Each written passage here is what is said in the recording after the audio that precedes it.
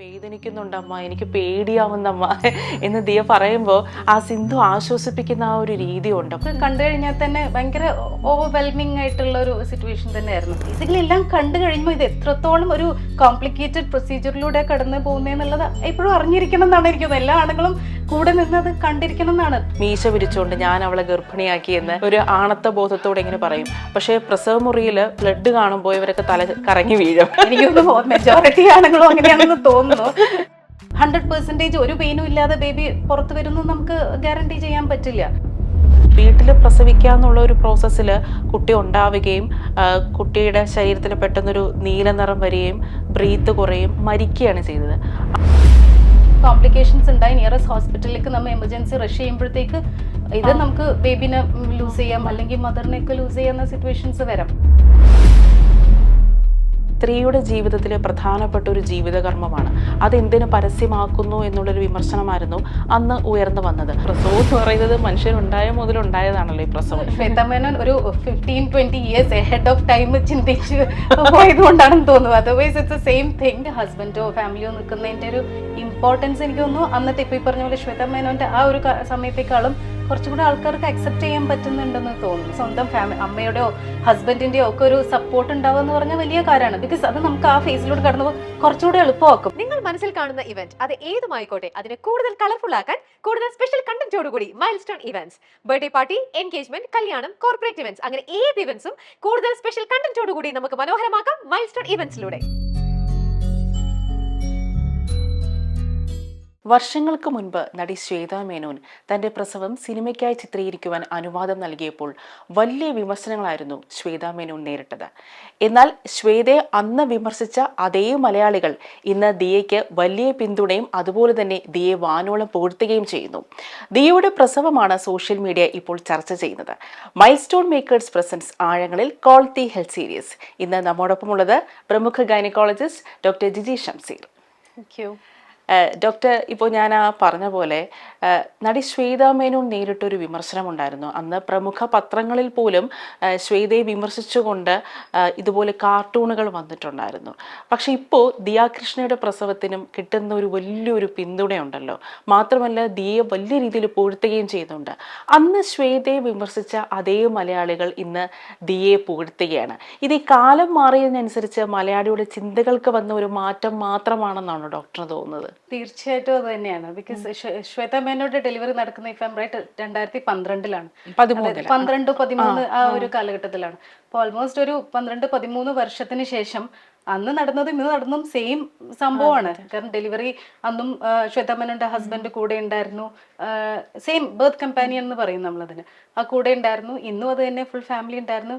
Process as such തന്നെ. അപ്പം ഇതൊന്ന് മനസ്സിലാക്കാൻ പറ്റുന്നത് നമ്മുടെ ജനങ്ങളിലും മാറിയിട്ടുള്ള ചിന്താഗതിയുടെ ഒരു ഇത് തന്നെയാണ്. അത് ക്ലിയർ എവിഡൻസ് ആണത്. ഡോക്ടർ, ഇപ്പോൾ അന്ന് ഞാൻ പറഞ്ഞല്ലോ, ഒരു പ്രമുഖ പത്രത്തിലായിരുന്നു ഒരു കാർട്ടൂൺ വന്നത്. അതായത് സിനിമയ്ക്ക് ആള് കയറാൻ വേണ്ടിയാണ് ഇങ്ങനെ ഒരു സീക്വൻസ് വെക്കുന്നത് എന്നൊക്കെയായിരുന്നു അന്ന് നേരിട്ട വിമർശനം. മാത്രമല്ല ശ്രീവത്സൻ മേനോൻ ശ്വേതയുടെ ഭർത്താവ് ഒപ്പം നിന്നതിനെ വലിയ രീതിയിൽ വിമർശിക്കുകയും ചെയ്തു. പക്ഷെ ഇന്ന് ദിയയെ സംബന്ധിച്ചിടത്തോളം ദിയയുടെ ഹസ്ബൻഡ് അശ്വിൻ മാത്രമല്ല, ആ ഒരു ഹോൾ ഫാമിലി ആയിരുന്നു ദിയയ്ക്കൊപ്പം നിന്നത്. ഒരുപക്ഷെ ആ പ്രസവ വീഡിയോ കാണുമ്പോൾ നമ്മളെയൊക്കെ മനസ്സ് നിറയാൻ കാരണം ആ ഫാമിലിയിൽ നിന്ന് ദിയയ്ക്ക് കിട്ടുന്ന ഒരു വലിയൊരു സപ്പോർട്ടാണ്. ഒരുപക്ഷെ ആ ഒരു സമയത്ത് ഒരു പെൺകുട്ടി ആഗ്രഹിക്കുന്നതും തീവ്രമായി ആഗ്രഹിക്കുന്നത് അത്തരത്തിലൊരു ഫാമിലി സപ്പോർട്ട് തന്നെയല്ലേ. അതിലേക്ക് എന്തുകൊണ്ടാണ് അന്ന് ഈ ആൾക്കാരൊക്കെ, കാരണം പ്രസവം എന്ന് പറയുന്നത് മനുഷ്യരുണ്ടായ മുതലുണ്ടായതാണല്ലോ ഈ പ്രസവം, അന്ന് വിമർശിക്കാനുള്ള കാരണം എന്താണെന്നാണ് ഡോക്ടറിന് തോന്നുന്നത്? എപ്പോഴും പ്രസവം എന്നൊക്കെ പറയുന്ന ഒരു നമ്മുടെ പൊതുവെ സമൂഹത്തിന്റെ ഇടയിൽ ഒരു ടാബു എന്നൊക്കെ പറയില്ലേ, അതിനകത്ത് അത് അങ്ങനെ പബ്ലിക്കായിട്ട് പരസ്യമായിട്ട് കാണേണ്ട എന്നല്ല എന്നുള്ളൊരു ചിന്താഗതി ആയിരിക്കണം ഒരു പക്ഷേ അന്ന്. അതൊരു സ്ത്രീയുടെ സ്വകാര്യമായിട്ടുള്ള ഒരു പ്രൈവറ്റ്, വളരെ പ്രൈവറ്റ് ആയിട്ടുള്ള ഒരു കാര്യം. കാരണം പണ്ട് കാലങ്ങൾക്ക് വീട്ടിലായിരുന്നു ഡെലിവറി നടന്നിരുന്നത്. പിന്നീട് ആണെങ്കിൽ പോലും അതൊരു വളരെ പ്രൈവറ്റ് ആയിട്ടുള്ള ഒരു കാര്യം എന്നുള്ള ഒരു ചിന്താഗതി ആയിരിക്കണം ഒരു പക്ഷേ അന്ന്. പക്ഷെ ഇന്ന് കുറെ കാലങ്ങൾ മാറിയതിനനുസരിച്ച് നമ്മുടെ ഓരോ എല്ലാവരുടെ കാര്യത്തിലും ചിന്താഗതികളും മാറ്റം വന്നത് തന്നെയാണ്. ആൻഡ് ഈ ഒരു ഡെലിവറിയുടെ സമയത്ത് ഇപ്പൊ പറഞ്ഞ പാരന്റ്സ് ആണെങ്കിലും അല്ലെങ്കിൽ ഫാമിലി അത് നിൽക്കുന്ന ഭയങ്കര ഇമ്പോർട്ടന്റ് ആണ്. ബിക്കോസ് ഓൾറെഡി ഒരു സ്ത്രീ ആ ഡെലിവറി സമയത്ത് ഒരുപാട് സ്ട്രെസ്സിൽ അവർക്കൊരു ഫിസിക്കൽ പെയിനിന്റെ പുറമെ തന്നെ ആ ഒരു മെന്റൽ ഇമോഷണൽ ട്രോമയിലൂടെ കടന്നു പോകുന്ന ഒരു ആ സമയത്ത് ഒരുപാട് ഹോർമോണൽ ചേഞ്ചസ് പെയിൻ ഉണ്ട്. അത് കൂടാണ്ട് ഇമോഷണലി പലർക്കും അതിനോടുള്ളൊരു ഭയം ഉണ്ടാവും. പിന്നെ ഈ പറഞ്ഞ പോലെ ഹോർമോണൽ ചേഞ്ചസ് ഒരുപാട് കാര്യങ്ങളിലൂടെ കടന്നു ഇമോഷണൽ പെൺകുട്ടിക്ക് സെൻസിബിൾ ആയിട്ട് ചിന്തിക്കാനും പറ്റും. അതെ അതെ. അപ്പൊ ആ ഒരു സമയത്ത് ഒരു ഡോക്ടറായിട്ട് നല്ല റാപ്പ് ഉണ്ടാവും, തീർച്ചയായിട്ടും അത് ഉണ്ടാവും. പക്ഷെ അത് കൂടാണ്ട് നമ്മുടെ സ്വന്തം അമ്മയുടെയോ ഹസ്ബൻഡിന്റെയോ ഒക്കെ ഒരു സപ്പോർട്ട് ഉണ്ടാവുക എന്ന് പറഞ്ഞാൽ വലിയ കാര്യമാണ്. ബിക്കോസ് അത് നമുക്ക് ആ ഫേസിലൂടെ കടന്നു കുറച്ചുകൂടെ എളുപ്പമാക്കും. പെയിൻ ആണെങ്കിലും അല്ലെങ്കിൽ ആ ഇമോഷണൽ സപ്പോർട്ടൊക്കെ നമുക്ക് വളരെ ആ ഒരു ഫേസ് പെട്ടെന്ന് നമുക്ക് ഓവർകം ചെയ്യാൻ പറ്റും. ഇപ്പോൾ ഞാൻ ആ പ്രസവ വീഡിയോ കണ്ടപ്പോൾ എൻ്റെ നോട്ടം മുഴുവൻ സത്യം പറഞ്ഞ ദിയയുടെ ഒപ്പം തന്നെ സിന്ധുവിലായിരുന്നു എൻ്റെ നോട്ടം മുഴുവൻ. കാരണം ഇപ്പം ഒരു അമ്മ 4, 5, 6, 8 പ്രസവിച്ചോട്ടെ, പക്ഷേ തൻ്റെ മകൾ പ്രസവിക്കുമ്പോൾ ഏതൊരു അമ്മയുടെ മനസ്സിലും ഒരുപാട് ആശങ്കകളും ആദികളും ഒരുപാട് സംശയങ്ങളും കാണും. കാരണം അത് മകളോടുള്ള ഒരു അമിത സ്നേഹവും കൂടി കൊണ്ടാണ്. പക്ഷേ അവിടെ സിന്ധു എന്നൊരു അമ്മ ആശങ്കകളും വേവലാതികളൊക്കെ ഉണ്ടായിരിക്കാം, പക്ഷെ അത് മകളിലേക്ക് പകരാതെ മാത്രമല്ല ചുറ്റുമുള്ളവരിലേക്ക് സ്പ്രെഡ് ചെയ്യാതെ. അപ്പോൾ അതിനകത്ത് ദിയ പറയുന്നുണ്ട്, എനിക്ക് വേദനിക്കുന്നുണ്ടമ്മ, എനിക്ക് പേടിയാവുന്നമ്മ എന്ന് ദിയ പറയുമ്പോൾ ആ സിന്ധു ആശ്വസിപ്പിക്കുന്ന ആ ഒരു രീതിയുണ്ട്. വളരെയധികം കാമായിട്ട് സൈലന്റ് ആയിട്ടാണ് സിന്ധു അടുത്ത് നിൽക്കുന്നത് അല്ലേ? അതെ അതെ, ശരിക്കും വളരെ നമുക്ക് കണ്ടു കഴിഞ്ഞാൽ തന്നെ ഭയങ്കര ഓവർവെൽമിംഗ് ആയിട്ടുള്ള ഒരു സിറ്റുവേഷൻ തന്നെയായിരുന്നു. അതുകൊണ്ട് തന്നെയാണ് ആൾക്കാർ ഇപ്പൊ എനിക്കൊന്ന് എല്ലാവർക്കും അത് കുറച്ചും കൂടെ മനസ്സിലാവാൻ തുടങ്ങുന്നുണ്ട് അതിന്റെ ഒരു ഇമ്പോർട്ടൻസ്. ഒരു ബർത്ത് കമ്പനി അല്ലെങ്കിൽ ഹസ്ബൻഡോ ഫാമിലിയോ നിൽക്കുന്നതിന്റെ ഒരു ഇമ്പോർട്ടൻസ് എനിക്ക് തോന്നുന്നു അന്നത്തെ ഇപ്പൊ ഈ പറഞ്ഞ പോലെ ശ്വേത മേനോന്റെ ആ ഒരു സമയത്തേക്കാളും കുറച്ചും കൂടെ ആൾക്കാർക്ക് അക്സെപ്റ്റ് ചെയ്യാൻ പറ്റുന്നുണ്ടെന്ന് തോന്നുന്നു. ഇപ്പോൾ പറഞ്ഞല്ലോ, ഇപ്പം സിന്ധു വളരെ കാം ആൻഡ് കമ്പാഷനേറ്റ് ആയിട്ട് അടുത്ത് നിന്നത്. പക്ഷെ പല അമ്മമാർക്കും അങ്ങനെ നിൽക്കാൻ പറ്റുന്നില്ല. കാരണം അവർക്ക് ആ സമയത്തുള്ളൊരു പേടി, കുട്ടിക്ക് എന്തെങ്കിലും സംഭവിക്കുമോ, BP ഷൂട്ട് ഔട്ട് ആവോ, ഷുഗറിൻ്റെ എന്തെങ്കിലും പ്രശ്നം വരുമോ എന്നുള്ള ആ ഒരു ഭയം എല്ലാ അമ്മമാരുടെയും മനസ്സിൽ കാണും. പക്ഷേ ചിലപ്പോൾ കുട്ടിക്ക് അങ്ങനെയുള്ളൊരു ആ പെൺകുട്ടിക്ക് അങ്ങനെ കാണില്ല, പക്ഷെ ആ ഒരു ഭയം ആ കുട്ടിയിലേക്കും ഇങ്ങനെ ഇഞ്ചെക്ട് ചെയ്തു ഇങ്ങനെ പൊക്കോണ്ടേയിരിക്കും. അപ്പം നമ്മളിപ്പം ഈ ഒരു പ്രസവം നടക്കുമ്പോൾ അത്തരത്തിൽ ആകുലതകളുള്ള ആൾക്കാർ അതായത് ഇപ്പം അമ്മയാണെങ്കിൽ പോലും ഹസ്ബൻഡ് ആണെങ്കിൽ പോലും അത്തരത്തിൽ ആകുലതകൾ ഉണ്ടെങ്കിൽ ആ പ്രസവ മുറിയിലേക്ക് കയറാതിരിക്കുന്നതാണോ നല്ലത്? പക്ഷെ ഒരു സപ്പോർട്ട് എന്നുള്ള നിലയിൽ അമ്മയും ഹസ്ബൻഡും ആകുലത ഉണ്ടെങ്കിൽ പോലും അവർ കയറിക്കോട്ടെ എന്നാണോ? അതിനാണ് നമുക്ക് പലപ്പോഴും എല്ലാവർക്കും ഇപ്പം ഇവരെ അപ്രീഷിയേറ്റ് ചെയ്യേണ്ടതാണ്. ഹസ്ബൻഡിനെ ആണെങ്കിലും ദിയകൃഷ്ണയുടെ ഹസ്ബൻഡിനെയും മദറിനെ ആണെങ്കിലും. ബിക്കോസ് ആ ഒരു സമയത്തുള്ള ആ സ്ട്രോങ് പ്രസൻസ് ഓഫ് മൈൻഡ്, ആ ഒരു സ്ട്രോങ് സപ്പോർട്ട് അവർക്കും ഇത്തിരി ധൈര്യം വേണം, അല്ലെങ്കിൽ പറ്റില്ലല്ലോ. അതുകൊണ്ട് തന്നെയാണ് ഇപ്പം ആന്റിനേറ്റൽ ക്ലാസ്സസ് ഒക്കെ നമ്മൾ ഇപ്പോൾ ഒരുപാട് എൻകറേജ് ചെയ്യുന്നുണ്ട്. സോ ദാറ്റ് ആ പ്രഗ്നൻസി സമയത്ത് ഹസ്ബൻഡിനെ ഒക്കെ കൂട്ടിയിട്ട് വന്നിട്ട് നമ്മൾ പല സ്റ്റേജിലും പ്രഗ്നൻസിയുടെ സമയത്ത് ഇതിനെക്കുറിച്ചൊക്കെ എക്സ്പ്ലെയിൻ ചെയ്ത് കൊടുക്കുക. അപ്പോൾ ഒട്ടും ഇതിനെക്കുറിച്ച് ഒന്നും അറിയാത്ത ഹസ്ബൻഡ്സ് ആയിക്കോട്ടെ മദേഴ്സ് ആയിക്കോട്ടെ, ആ ഒരു സമയത്ത് ഈ ക്ലാസ്സസ് അറ്റൻഡ് ചെയ്യുമ്പോൾ അവർ കുറച്ചുകൂടെ അറിയാൻ പറ്റും എന്താ നടക്കാൻ പോകുന്നത്. അതുകൊണ്ട് കുറച്ചുകൂടെ മെന്റലി പ്രിപ്പയർഡ് ആയിട്ട് അവർക്കത് അപ്രോച്ച് ചെയ്യാൻ പറ്റും. അതുകൊണ്ടാണ് ഇപ്പോഴും ഞങ്ങളൊക്കെ സ്ഥിരമായിട്ട് ആന്റിനേറ്റൽ ക്ലാസ്സസ് വെക്കാറുണ്ട്. ഓരോ പ്രഗ്നൻസിയുടെ ഓരോ ഫേസിലുള്ളതും പ്രഗ്നൻസി ടൈമിൽ ഡെലിവറിയുടെ സമയത്തും എന്തൊക്കെയാണ് നടക്കുന്നത്. അങ്ങനെയാകുമ്പോൾ കുറച്ചും കൂടെ ആ സമയത്ത് അവർക്ക് കൂടെ വന്ന് നിൽക്കാനും സപ്പോർട്ട് ചെയ്യാനും ഒക്കെ കുറച്ചുകൂടെ ബെറ്റർ ആക്കാൻ പറ്റുമെന്ന് തോന്നുന്നു. ഇപ്പം അശ്വിനെ കുറിച്ചുള്ള ഒരു സംസാരം എന്ന് പറയുന്നത്, ഇത്രയും നല്ലൊരു ഹസ്ബൻഡിനെ കിട്ടാൻ എല്ലാ പെൺകുട്ടികൾക്കും അശ്വിനെ പോലെ ഒരു ഹസ്ബൻഡിനെ കിട്ടിയിരുന്നെങ്കിൽ എന്ന് സോഷ്യൽ മീഡിയയിൽ പറയുന്നുണ്ട്. ഈ പലപ്പോഴും പല ആണുങ്ങളും ലൈവായിട്ടിരുന്ന് നമ്മൾ ഈ ഫ്രണ്ട് സർക്കിളിലൊക്കെ പറയുന്ന കേട്ടിട്ടുണ്ട്, മീശ വിരിച്ചുകൊണ്ട് ഞാൻ അവളെ ഗർഭിണിയാക്കിയെന്ന്. മീശ വിരിച്ചുകൊണ്ട് ഇങ്ങനെ ഒരു ആണത്ത ബോധത്തോടെ ഇങ്ങനെ പറയും. പക്ഷേ പ്രസവ മുറിയിൽ ബ്ലഡ് കാണുമ്പോൾ ഇവരൊക്കെ തല കറങ്ങി വീഴും. എനിക്കൊന്ന് മെജോറിറ്റി ആണുങ്ങളും അങ്ങനെയാണെന്ന് തോന്നുന്നു. അതാ ഞാൻ പറഞ്ഞു, അപ്പൊ ആ ഒരു സമയത്ത് ആ സ്ട്രോങ് വിൽ പവർ വളരെ ഇമ്പോർട്ടന്റ് ആണ് ആണുങ്ങൾക്കാണെങ്കിൽ. ബിക്കോസ് എപ്പോഴും സ്ത്രീകൾ അതിലൂടെ കടന്നു പോകുന്നു. ആണുങ്ങൾ പുറത്ത് ലേബർ റൂമിന്റെ പുറത്ത് നിന്നിട്ട് ഓഫ്കോഴ്സ് അവർക്ക് ടെൻഷൻ ഇല്ലാന്നല്ല, ടെൻഷനുണ്ട്. പക്ഷെ ഈ പറഞ്ഞ പോലെ കണ്ട് ബ്ലഡ് കാണുമ്പോൾ തന്നെ തല കറങ്ങി വീഴുന്നതാണ് മിക്കവാറും. ബട്ട് അപ്പം അല്ല, മാമിന് അത്രയും എക്സ്പീരിയൻസ് ഉണ്ടായിട്ടുണ്ടോ? ഇറങ്ങി വീഴുന്നതാണോ? തലകറങ്ങി വീഴുന്നല്ല, പക്ഷെ പലപ്പോഴും ഈ നമ്മൾ കൂടെ ഹസ്ബൻഡിന്റെ അടുത്ത് ഓപ്ഷൻ കൊടുക്കാറുണ്ട് വേണമെന്നുള്ള, എപ്പോഴും അപ്രീഷിയേറ്റ് ചെയ്യാറാണ്, നമ്മൾ എപ്പോഴും ചോദിക്കാറാണ് കൂടെ നിൽക്കാൻ താല്പര്യം ഉണ്ടെങ്കിൽ. ഞാൻ എപ്പോഴും എല്ലാവരും നമ്മളെല്ലാം പൊതുവെ എൻകറേജ് ചെയ്യുന്നതാണ് കൂടെ നിൽക്കൂ, സോ ദാറ്റ് അവർക്ക് അറിയാം. സി ഒന്ന് പേഷ്യൻ സപ്പോർട്ട് ചെയ്യുക, അവർക്ക് അറിയാൻ പറ്റും എന്താണ് വൈഫ് അതിലൂടെ കടന്നു പോകുന്നത് എന്നുള്ളത്. ആൻഡ് ആസ് എ ഡോക്ടർ എനിക്ക് തോന്നുന്നത് ഞാൻ എപ്പോഴും എൻകറേജ് ചെയ്യാൻ, വൈ ബിക്കോസ് അവർക്കറിയാം നമ്മൾ ആസ് എ ഡോക്ടർ നമ്മളും എത്രത്തോളം അതിന് എഫേർട്ട് എടുക്കുന്നുണ്ടെന്ന് അവർ കാണുകയാണ്. ഹോൾ സിറ്റുവേഷൻ ഡോക്ടർ പെർസ്പെക്റ്റീവ്, സ്റ്റാഫിന്റെ ഹെൽത്ത് കെയർ സ്റ്റാഫ് അതിന് വേണ്ടിയിട്ട് എത്രത്തോളം കെയർ ചെയ്യുന്നതും കാണുന്നു, പേഷ്യന്റ് അതിലൂടെ അണ്ടർഗോ ചെയ്യുന്നു അത് കാണുന്നു. അപ്പം ബേസിക്കലി എല്ലാം കണ്ടു കഴിയുമ്പോൾ ഇത് എത്രത്തോളം ഒരു കോംപ്ലിക്കേറ്റഡ് പ്രൊസീജിയറിലൂടെ കടന്നു പോകുന്നതെന്നുള്ളത് എപ്പോഴും അറിഞ്ഞിരിക്കണം എന്നാണ് എനിക്ക് തോന്നുന്നത്. എല്ലാ ആണുങ്ങളും കൂടെ നിന്ന് അത് കണ്ടിരിക്കണം എന്നാണ്, ബിക്കോസ് അവർക്ക് അറിയാൻ പറ്റും അപ്പൊ ഇതിന്റെ ഒരു ഇമ്പോർട്ടൻസ്. മറ്റത് ലേബർ റൂമിന്റെ പുറത്ത് നിന്നിട്ടാണെന്നുണ്ടെങ്കിൽ അകത്തേക്ക് ഒച്ച വെക്കുന്നു, അത് കഴിയുന്നു, ടെൻഷൻ ഇല്ല എന്നല്ല, ബട്ട് ദെൻ കണ്ടു കഴിയുമ്പോൾ ഒഫ്കോഴ്സ് അങ്ങനെയാണല്ലോ, നേരിട്ട് കണ്ടു കഴിഞ്ഞാൽ കുറച്ചും കൂടെ അതിന്റെ ഒരു ആഘാതം മനസ്സിലാക്കാൻ പറ്റും. ഇപ്പോ നടൻ കൃഷ്ണകുമാർ അദ്ദേഹത്തിന്റെയും അതേം ദിയയും തമ്മിലൊരു വീഡിയോ ഉണ്ടായിരുന്നു. അതായത് ഡെലിവറിക്ക് മുന്നേ ആയിട്ട് കൃഷ്ണകുമാർ ദിയയുടെ വയറ്റിൽ ഇങ്ങനെ മെല്ലെ തടവി കൊടുക്കുന്നത്, കൃഷ്ണകുമാറും അതോടൊപ്പം തന്നെ അഹാനയും രണ്ടുപേരും അപ്പുറത്തും ഇപ്പുറത്തും ഇങ്ങനെ തടവി കൊടുക്കുന്നത്. ഇപ്പം അച്ഛൻ മകളുടെ ആ ഒരു വയറ് തടവാന്നുള്ളത് വളരെയധികം എന്താ പറയുക, ആ കാഴ്ചയൊക്കെ ഒന്ന് കാണാന്നുള്ളതല്ലോ. കാരണം ഒരു അച്ഛൻ്റെ ഒരു കെയർ ഇപ്പോൾ വിവാഹത്തിന് ശേഷവും പെൺമക്കൾ ആഗ്രഹിക്കുന്നതാണ്. കാരണം അവളെ ലൈഫിൽ അവൾ ആദ്യമായിട്ട് കാണുന്ന പുരുഷനാണ് അവളുടെ അച്ഛൻ എന്ന് പറയുന്നത്. അപ്പോൾ എനിക്ക് സത്യം പറഞ്ഞാൽ ആ ദിയയുടെ വയറ്റിൽ ഇങ്ങനെ കൃഷ്ണകുമാർ ഇങ്ങനെ തടവി കൊടുക്കുമ്പോൾ ഉണ്ടല്ലോ, എനിക്ക് തോന്നുന്നു ആ വയറ്റിനുള്ളിൽ കിടക്കുന്ന ആ കുട്ടിക്കും തൻ്റെ അപ്പൂപ്പൻ്റെ ആ സാന്ത്വനം, അപ്പൂപ്പൻ്റെ ആ കെയർ കിട്ടുന്നുണ്ട്, ആ കുട്ടി അത് അറിയുന്നുണ്ടായിരിക്കും അല്ലേ. പിന്നെ അത് ആ ഒരു സമയത്ത് ഒരു ബോണ്ടിങ്, അതൊരു വല്ലാത്തൊരു ബോണ്ടിങ് ആണല്ലോ അത്. Grand father and grand child എന്നുള്ള ഒരു റിലേഷൻ വളരെ ആ ഒരു സമയത്ത് തന്നെ വളരെ സ്വീറ്റ് മൊമെന്റ്സ് ആണ്. അതൊക്കെ കണ്ടു കഴിയുമ്പോൾ തന്നെ നമുക്ക് ഈ പറഞ്ഞ പോലെ കണ്ണു നിറയുന്ന ഒരു മൊമെന്റ് ആണ്. ഇപ്പോൾ പലരും ഉള്ളൊരു സംശയം എന്ന് പറഞ്ഞാൽ എനിക്കും അങ്ങനെ ഒരു സംശയം ഉണ്ടായിരുന്നു. കാരണം എപ്പിഡ്യൂറിൽ ഇഞ്ചെക്ട് ചെയ്തിട്ടുണ്ടായിരുന്നു, പക്ഷെ എന്നിട്ടും ആ ഒരു സമയത്ത് പുഷിന്റെ സമയത്ത് നല്ല പെയിൻ ഉണ്ടായിരുന്നു. അതെന്താണ് ഈ എപ്പിഡ്യൂറിൽ ഇഞ്ചെക്ട് ചെയ്തിട്ടും ആ പുഷിന്റെ സമയത്ത് അങ്ങനെ ഒരു വേദന വരാനുള്ള കാരണം എന്താണ്? എപ്പിഡ്യൂറൽ എന്ന് പറയുന്നത് എപ്പോഴും ഒരു ആക്റ്റീവ് ഫേസ്, അതായത് ഒരു യൂട്രസിന്റെ ഓപ്പണിംഗ്, അതായത് സെർവിക്സ് എന്ന് പറയുന്നത് ഓപ്പൺ ചെയ്ത് ഒരു ആക്റ്റീവ് ഫേസിലേക്ക് ഒരു 3-4 സെന്റിമീറ്റർ കഴിയുമ്പോഴാണ് നമ്മളത് എടുക്കുന്നത്. അതാണ് ഐഡിയൽ ടൈം എപ്പിഡ്യൂറൽ എടുക്കാൻ. എപ്പിഡ്യൂറൽ എടുത്തു കഴിഞ്ഞാലും ആ ഒരു യൂട്രസ് സെർവിക്സ് കംപ്ലീറ്റ് ആയിട്ട് തുറന്ന് ആ പുഷ് ചെയ്യുന്ന സമയത്ത് ഒരു പക്ഷേ പെയിൻ ഉണ്ടായിരിക്കാം. 100% എന്ന് നമുക്ക് പറയാൻ പറ്റില്ല. പലപ്പോഴും പല സിറ്റുവേഷനിൽ നമുക്കത് ആ ഒരു പുഷ് ചെയ്യുന്നതിന്റെ ഒരു സ്ട്രെസ്സിന്റെ സമയത്ത് ഒരു പക്ഷെ ഉണ്ടായേക്കാം, അത് തള്ളിക്കളയാൻ പറ്റില്ല. അപ്പം എപ്പിഡ്യൂറൽ കുത്തിവെച്ചാലും ആ പുഷ് ചെയ്യുന്ന സമയത്ത് ഒരു വേദന അതെ കുറച്ച് ഉണ്ടായേക്കാം. നമുക്കത് അതാ പറഞ്ഞ 100 എപ്പിഡ്യൂറൽ കൊടുത്തു അതുകൊണ്ട് 100% ഒരു പെയിനും ഇല്ലാതെ ബേബി പുറത്ത് വരുന്നു നമുക്ക് ഗ്യാരണ്ടി ചെയ്യാൻ പറ്റില്ല. ബട്ട് ഓഫ് കോഴ്സ് എപ്പിഡ്യൂറൽ എടുത്തു കഴിഞ്ഞാൽ കറക്റ്റ്ലി പ്ലേസ്ഡ് ആണെന്നുണ്ടെങ്കിൽ അത് ഭയങ്കരമായിട്ട് പെയിൻ റിലീഫ് ഉണ്ടാവും. അതായത് പെയിനിന്റെ തോത് കുറയ്ക്കും. അതാണ് എപ്പിഡ്യൂറൽ ഉദ്ദേശിക്കുന്നത് അല്ലേ. ഇപ്പോ സാധാരണഗതിയിൽ ഇങ്ങനെ പ്രസവം നടക്കുമ്പോൾ ഉണ്ടല്ലോ, ഇപ്പം ദിയെ സംബന്ധിച്ചിടത്തോളം ആ ഒരു ഹോൾ ഫാമിലി ഉണ്ടായിരുന്നു.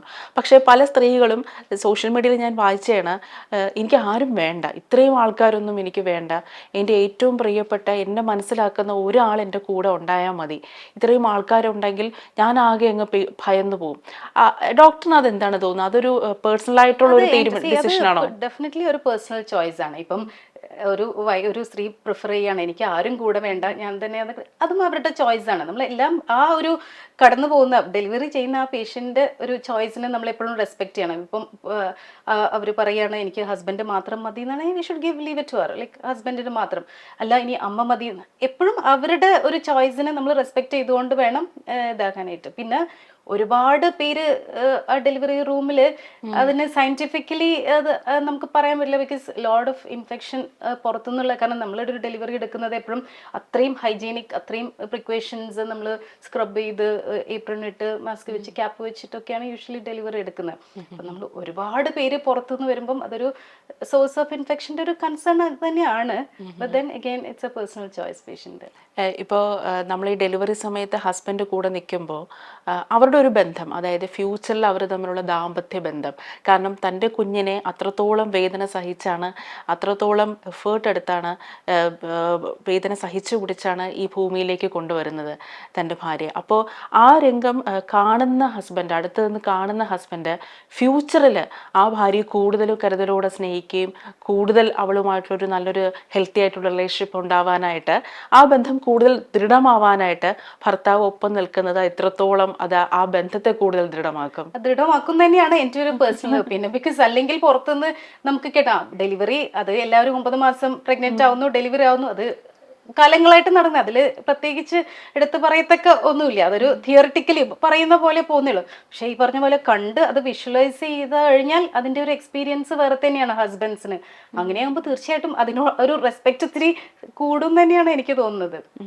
ഇപ്പോൾ ഞാൻ നേരത്തെ പറഞ്ഞില്ലേ ശ്വേതാ മേനോന്റെ കാര്യം, അതിനകത്തൊരു വലിയൊരു വിമർശനം വന്നതെന്ന് വെച്ചാൽ ഇത് സ്ത്രീയുടെ ജീവിതത്തിലെ പ്രധാനപ്പെട്ട ഒരു ജീവിതകർമ്മമാണ്, അതെന്തിനു പരസ്യമാക്കുന്നു എന്നുള്ളൊരു വിമർശനമായിരുന്നു അന്ന് ഉയർന്നു വന്നത്. മാത്രമല്ല ശ്വേതയ്ക്ക് ഭീഷണി കത്തുകൾ വന്നിട്ടുണ്ടായിരുന്നു. വിദേശ രാജ്യങ്ങളിൽ പോലും രൂക്ഷമായ രീതിയിൽ പുറത്തു പറയാൻ പറ്റാത്ത രീതിയിലുള്ള വിമർശനങ്ങളായിരുന്നു ശ്വേതയ്ക്ക് നേരിടേണ്ടി വന്നത്. പക്ഷേ ഇന്ന് ഇത്രയും കാലം മാറിയപ്പോൾ ദിയ മാത്രമല്ല, ദിയയുടെ ചുവട് പിടിച്ചും അതിനു മുന്നേയും ഒരുപാട് സ്ത്രീകൾ ഇതേപോലെ തങ്ങൾ പ്രസവം ഇതുപോലെ യൂട്യൂബിൽ വീഡിയോ ആക്കുകയും അത് പബ്ലിക്കിലേക്ക് കൊണ്ടുവരികയും ചെയ്യുന്നു. ഇത് സൊസൈറ്റിയിൽ ഉണ്ടാക്കുന്ന ഒരു ഇമ്പാക്റ്റ് എന്തായിരിക്കും എന്നാണ് ഡോക്ടറിന് തോന്നുന്നത്? എനിക്ക് തോന്നുന്നു ശ്വേതാ മേനോൻ ഒരു 15-20 ഇയേഴ്സ് എഹെഡ് ഓഫ് ടൈം ചിന്തിച്ച് പോയത് കൊണ്ടാണെന്ന് തോന്നുന്നു. Otherwise it's A same thing. അത് ശ്വേതനെ അപ്രീഷിയേറ്റ് ചെയ്യണം. കാരണം അന്ന് അങ്ങനെയൊന്നും ഇല്ലാത്ത ഒരു സമയത്ത് കാലഘട്ടത്തിൽ ഇത് ഇങ്ങനെ പിക്ചറൈസ് ചെയ്തിട്ട് അത് പബ്ലിക്കലി ഇതാക്കാനുള്ള ഒരു ആത്മധൈര്യവും അങ്ങനെ ഇതാക്കാനുള്ള ഒരു ഗഡ്സ് നമ്മൾ അപ്രീഷിയേറ്റ് ചെയ്തേ പറ്റുള്ളൂ. ബിക്കോസ് അത് തന്നെയാണ് ഇപ്പോഴും നടക്കുന്നത്. പക്ഷെ ഇന്നത് പോസിറ്റീവായിട്ട് നിൽക്കുന്നു. പക്ഷെ അന്ന് എത്രയൊക്കെ ക്രിട്ടിസൈസ് ചെയ്ത് എന്തിലൂടെയൊക്കെ കടന്നു പോയിട്ടുണ്ടാവും ആ ഒരു സമയത്ത് അല്ലേ. അപ്പം ഇന്ന് അതിന്റെ ഇമ്പോർട്ടൻസ് നമ്മൾ മനസ്സിലാക്കുന്നു. അന്ന് അതിനെക്കുറിച്ച് ഈ പറഞ്ഞ പോലെ അക്സെപ്റ്റൻസ് കുറവാണ്, അതിന്റെ ഇമ്പോർട്ടൻസ് നമുക്കറിയില്ല. പക്ഷെ ഇന്ന് ഇത് ദിയയുടെ ഇത് ആകുമ്പോൾ എല്ലാവരും മെജോറിറ്റി പോസിറ്റീവ് റെസ്പോൺസസ് ആണ്.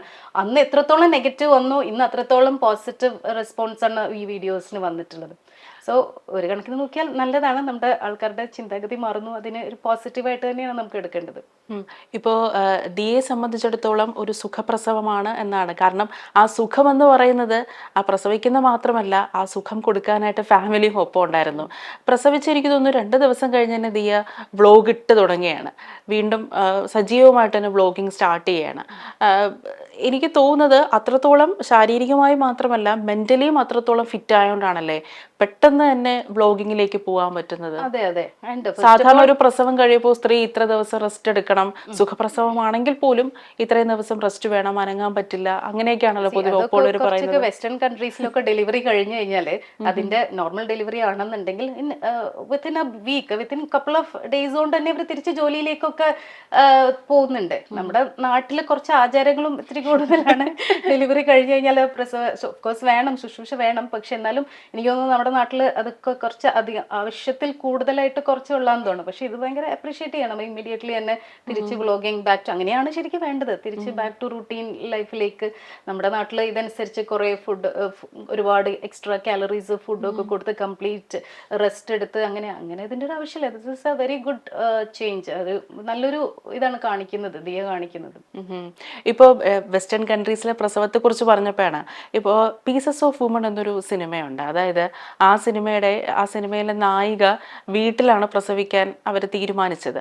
പക്ഷേ വീട്ടിൽ പ്രസവിക്കുക എന്നുള്ള ഒരു പ്രോസസ്സിൽ കുട്ടി ഉണ്ടാവുകയും കുട്ടിയുടെ ശരീരത്തിൽ പെട്ടെന്നൊരു നീല നിറം വരികയും ബ്രീത്ത് കുറയും മരിക്കുകയാണ് ചെയ്തത്. ആ ഒരു ട്രോമയിൽ അവരൊരു വല്ലാത്തൊരു മാനസികാവസ്ഥയിലേക്ക് പോവുകയാണ്. അപ്പോൾ നമ്മളിപ്പോഴും പല സ്ഥലത്തും ഡോക്ടർ കേൾക്കുന്നുണ്ടായിരിക്കും ഈ വീട്ടിൽ പ്രസവിക്കുന്ന സാഹചര്യങ്ങൾ ഇങ്ങനെ കൂടി വരികയാണ്. ഇപ്പോൾ പല വെസ്റ്റേൺ കൺട്രീസിലും ഇതുപോലെ സ്ത്രീകൾ വീട്ടിൽ പ്രസവിക്കുകയും അവരിതേപോലെ തന്നെ പെട്ടെന്ന് ആക്റ്റീവായിട്ട് അവരുടെ ജോലിയിലേക്ക് പോവുകയും ചെയ്യുന്നുണ്ട്. അപ്പോൾ ഇതെന്താണ് ഡോക്ടറിന് തോന്നുന്നത്? കാരണം ഇപ്പോൾ ദിയെ സംബന്ധിച്ചിടത്തോളം ഒരു സ്യൂട്ട് റൂമിലായിരുന്നു, എല്ലാ ഒരു ലക്ഷറി സെറ്റപ്പ് ഉണ്ടായിരുന്നു, ഫാമിലിയുടെ സപ്പോർട്ട് ഉണ്ടായിരുന്നു. പക്ഷെ ഇങ്ങനെയൊക്കെയുള്ള ഒരു പ്രസവം, അത് ഡോക്ടറിന് അതിനെക്കുറിച്ച് എന്താണ് തോന്നുന്നത്? വെസ്റ്റേൺ കൺട്രീസിലൊക്കെ ഇവർ ഡെലിവറി, ഹോം ഡെലിവറി എന്ന് പറഞ്ഞാൽ അത് ഡെലിവറി കണ്ടക്ട് ചെയ്യണമെങ്കിൽ അതിന് അവിടെ പ്രോപ്പർ റെഗുലേറ്റഡ് സിസ്റ്റം ഉണ്ട്.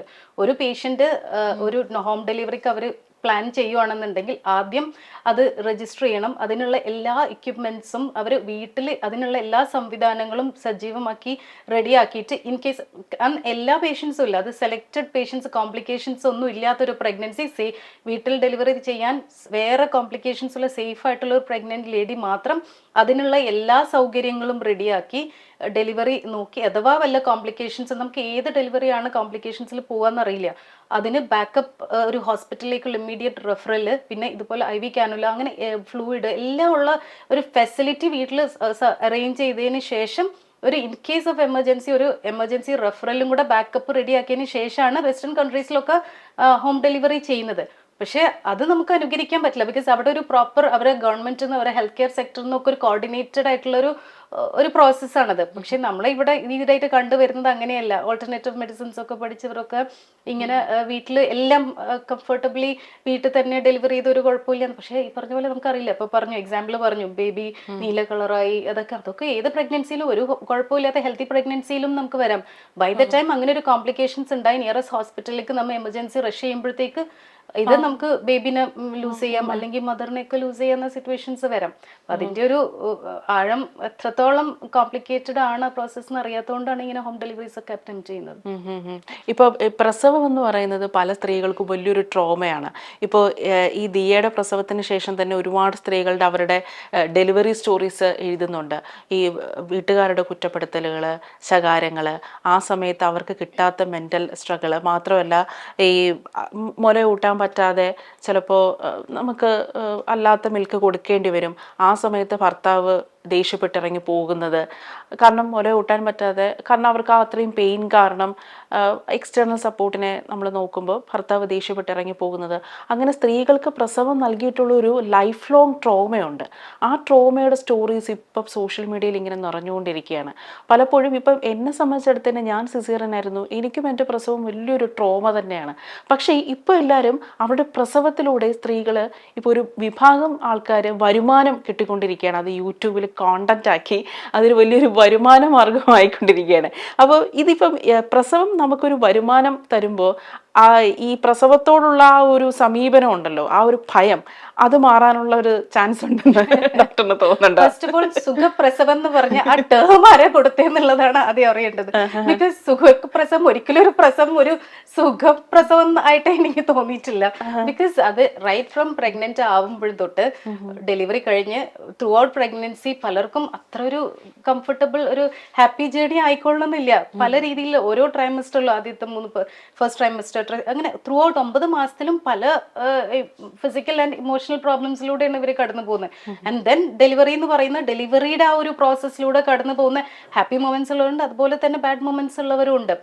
Let it be normal delivery ആയിക്കോട്ടെ സിസേറിയൻ ആയിക്കോട്ടെ, അതിന് രണ്ടും അതിൻ്റെതായിട്ടുള്ള പ്രശ്നങ്ങൾ സ്ത്രീകളിലൂടെ കടന്നു പോകുന്നുണ്ട്. ആൻഡ് നോർമൽ ഡെലിവറി കുഴപ്പമില്ല, സുഖപ്രസവമായി എന്ന് പറയുന്നത് ഒരിക്കലും, ബട്ട് എന്താണ് ഈ സുഖപ്രസവം എന്ന് എനിക്ക് ഇതുവരെ മനസ്സിലായിട്ടില്ല.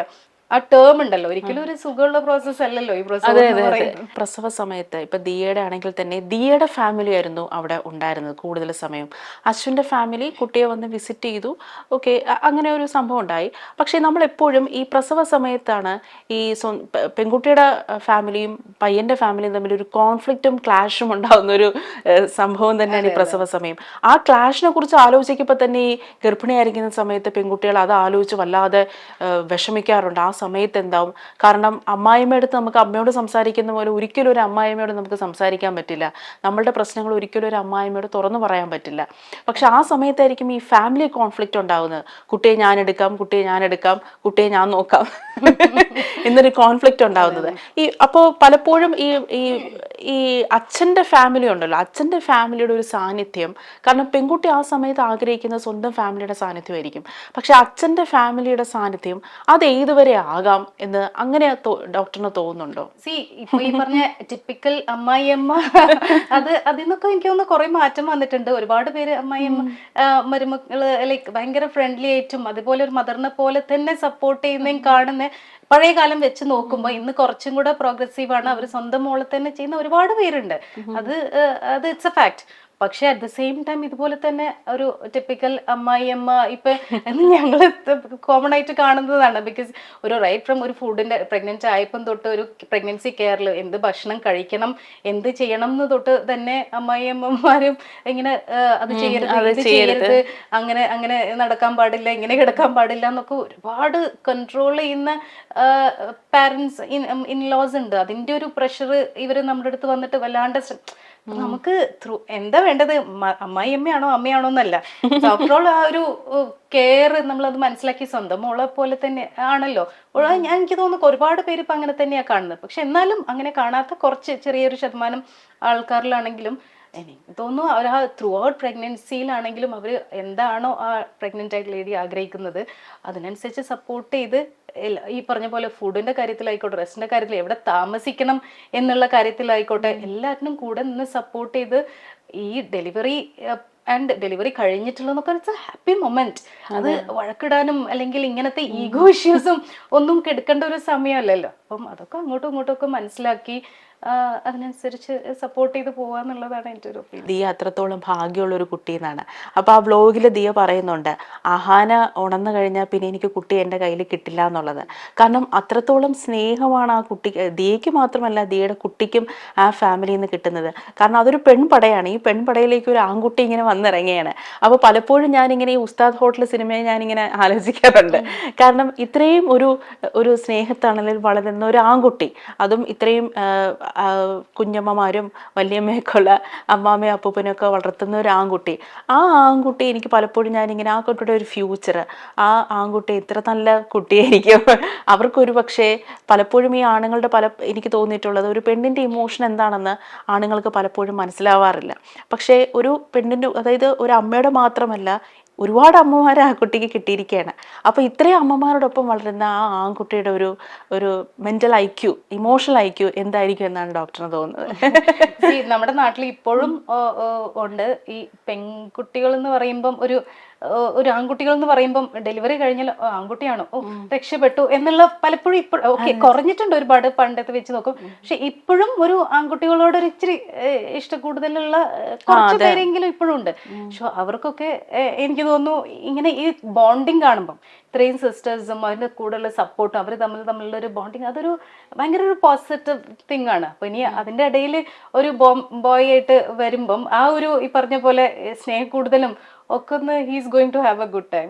അല്ല, എനിക്ക് ഈ പെൺകുട്ടികളുടെ കാര്യം പറയല്ലോ, പലപ്പോഴും ഈ ആൺകുട്ടിയാണോ പെൺകുട്ടിയാണോ എന്ന് കേൾക്കുമ്പോൾ, ഈ പെൺകുട്ടിയാണെന്ന് കേൾക്കുമ്പോൾ ചെറിയൊരു വിഷമം വരും. ആ വിഷമത്തിന്റെ കാര്യം എന്ന് പറഞ്ഞാൽ ഭാവിയിലെ കല്യാണം, അതിന്റെ ചെലവുകൾ, അതിനെക്കുറിച്ച് ആലോചിക്കുമ്പോഴാണ്. ഇപ്പോൾ ദിയയുടെ ഇന്റർവ്യൂവിൽ പറയുന്നുണ്ട്, കൃഷ്ണമാനും പറയുന്നുണ്ട്, കൃഷ്ണമാനും ഒരു പൈസ പോലും ചെലവാക്കേണ്ടി വന്നില്ല ദിയയുടെ വിവാഹത്തിന്. അതിന്റെ ഫുൾ കാര്യങ്ങളും ദിയ തന്നെയാണ് അതിന്റെ ചെലവ് വഹിച്ചത്.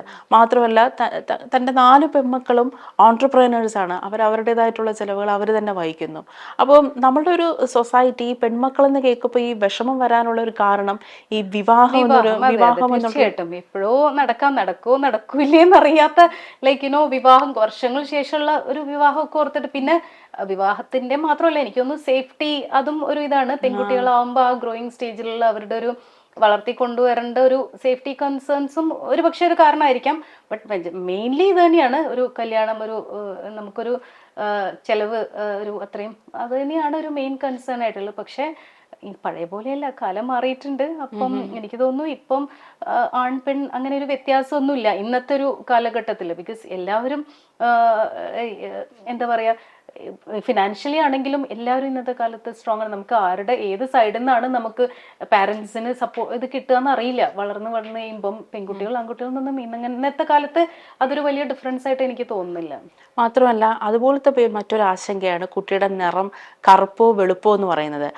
എൻ്റെ ഒരു ഫ്രണ്ട് പുള്ളിക്കാരുടെ ഒരു അനുഭവം പറഞ്ഞതാണ്. എനിക്കത് കേട്ടപ്പോൾ ഇത്ര വിചിത്രമായ ലോകമാണെന്ന് എനിക്ക് കേട്ടുപോയി. അതായത് ഉണ്ടാകുന്ന പെൺകുട്ടി വെളുക്കാൻ വേണ്ടി ഒരു 8 മണി ആ ഒരു സമയത്ത് സാരി ഉടുത്ത് പുറത്തിറങ്ങി നിൽക്കും, സൂര്യപ്രകാശം വയറ്റിൽ തട്ടാൻ വേണ്ടി, കുട്ടി വെളുക്കാൻ വേണ്ടി. എത്രയൊക്കെ നമ്മൾ ഇല്ലാന്ന് പറഞ്ഞ സൊസൈറ്റി പുരോഗമിച്ചു എന്നൊക്കെ പറഞ്ഞാല് ഇപ്പോഴും ചെറിയൊരു ശതമാനമാണെങ്കിലും ഇങ്ങനത്തെ കുറെ ടാബൂസും ഒക്കെ ഇപ്പോഴും ഉണ്ട്. പക്ഷെ എനിക്കൊന്നും നമ്മുടെ ഇന്ത്യയിൽ വെച്ച് നോക്കും കേരള ഹെൽത്ത് കെയർ കേരളത്തിലെ ആൾക്കാരും ഒരു ഭയങ്കര ലിറ്ററസി 100% ഉള്ള സ്റ്റേറ്റ് ആണല്ലോ. അത് വെച്ച് നോക്കുമ്പോൾ ഞാൻ പുറത്ത് നോർത്ത് ഇന്ത്യ ഒക്കെ വർക്ക് ചെയ്തിട്ടൊക്കെ അവിടെയൊക്കെ വെച്ച് നോക്കുമ്പം കേരളത്തിൽ നമുക്ക് വളരെ ബെറ്റർ ആണ് ഹെൽത്ത് കെയറും. അത് നമ്മുടെ നാട്ടിലെ ആൾക്കാരാണെങ്കിലും തന്നെ, ഈവൻ നമ്മുടെ നാട്ടിൽ റിമോട്ട് വില്ലേജസിലുള്ള ആൾക്കാരാണെങ്കിൽ പോലും വളരെ ബെറ്റർ ആണ് ബാക്കിയുള്ള സ്റ്റേറ്റ്സ് വെച്ച് നോക്കുമ്പോൾ. ചിന്താഗതിയിലായിക്കോട്ടെ, ഇങ്ങനത്തെ എല്ലാ കാര്യങ്ങളിലായിക്കോട്ടെ ഒരുപാട് മുൻപന്തിയിലാണ് നിൽക്കുന്നത്. ഇപ്പം ശ്വേതാ മേനോൻ്റെ മകള് വളർന്ന് വലുതായി. അപ്പോൾ ആ കുട്ടിക്ക് അറിയാലോ തൻ്റെ അമ്മയുടെ പ്രസവം എന്ന് പറയുന്നത് താൻ ഭൂമിയിലേക്ക് ജനിച്ചു വീണ ആ നിമിഷം വളരെയധികം വിവാദങ്ങൾ ഉണ്ടാക്കിയൊരു ദിവസമായിരുന്നു. താൻ ജനിച്ചു വീണ ആ സമയത്ത് ഒരുപാട് ഇതുപോലെ വിമർശനങ്ങൾ നേരിട്ടിരുന്നു. ഇപ്പോൾ ദിയയുടെ കുഞ്ഞ് വളർന്നു വരുമ്പോഴും ആ ഒരു വിമർശനങ്ങൾ മാത്രമല്ല, ഈ ഉണ്ടായിട്ടുള്ള സപ്പോർട്ടിനെ കുറിച്ചൊക്കെ ഈ കുട്ടികൾ അറിയും. അപ്പം അത് ഏത് രീതിയിലുള്ള ഒരു മെന്റലി അവർ ഏത് രീതിയിലായിരിക്കും ഇമ്പാക്ട് ചെയ്യുക? കുട്ടികൾക്ക് എനിക്കൊന്ന് ശ്വേതാ മേനോന്റെ മോൾക്ക് പ്രൗഡ്ലി പറയാൻ പറ്റും ദാറ്റ് യുനോ ആ ഒരു സമയത്ത് ഇത്രയും ഇതായിട്ട് അങ്ങനെ കോൺട്രവേഴ്സിയിൽ she can be proud about it. അങ്ങനത്തെ അക്സെപ്റ്റൻസ് ഇല്ലാത്തൊരു സമയത്ത് മോം ഇങ്ങനത്തെ ഒരു കാര്യം ചെയ്തിട്ട് അച്ചീവ്മെന്റ് ആയിട്ട് തന്നെ പറയാൻ പറ്റുന്ന എനിക്ക് തോന്നുന്നത്. ബിക്കോസ് ഇപ്പൊ നോർമലൈസ് ചെയ്തിട്ട് കാണുന്നത് അന്നത്തെ ഒരു സമയത്ത് ഇങ്ങനെ സ്ട്രഗിൾ ചെയ്തിട്ടാണെന്നുള്ളത് ഇറ്റ്സ് ആൻ അച്ചീവ്മെന്റ്. ഏതായാലും ഡോക്ടർ താങ്ക് യു കേട്ടോ. കാരണം ഇനി ഞാനൊക്കെ ആഗ്രഹിക്കുന്നത് ഇനി നമ്മളുടെ ഈ ഒരു തലമുറ വളരെയധികം ഈ ദിയെ പോലെ തന്നെ എല്ലാ പെൺകുട്ടികൾക്കും ദിയയുടെ ഒരു ഭാഗ്യം ഉണ്ടാവട്ടെ എന്നാണ് എൻ്റെ ഒരു ആഗ്രഹം. ഏതായാലും thank you doctor. Thank you.